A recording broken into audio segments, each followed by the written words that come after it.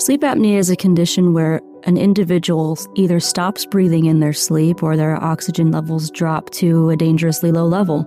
Sleep apnea has multiple effects on a person's health, including the cardiovascular system, so we're talking about blood pressure and heart attack, neurological system, so strokes and nerve endings. It affects their mood and their psychological well-being. It can also affect their overall energy levels and their relationships with their partners.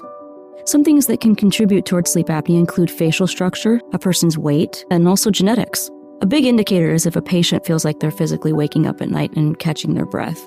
Then they come to see a physician and we order a sleep study, which can either be done home or in the lab, and the sleep study will delineate if a patient is just snoring or having obstructive sleep apnea. The standard treatment option for sleep apnea is CPAP, which many people are familiar with. It's the mask that they wear at nighttime to produce positive pressure in the airway and prevent a patient from obstructing and prevent oxygen levels from dropping.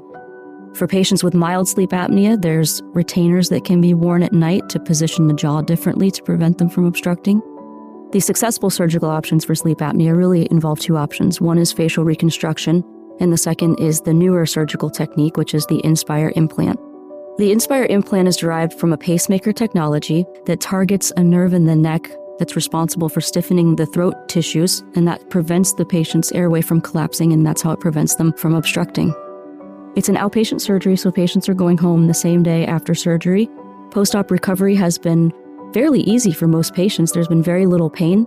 The incision care is minimal. The incisions are small. And after the implant goes in, there's a 30-day healing period. So for 30 days, we just allow the implant to fully heal. And then a patient goes in for an activation visit where the device is activated. Once a patient achieves their target settings on their Inspire device, then they no longer need their CPAP. The good news is there's a lot of patients out there with sleep apnea. Most of them are untreated because they've tried CPAP in the past and they haven't been able to tolerate it. There's finally a solution out there for these patients.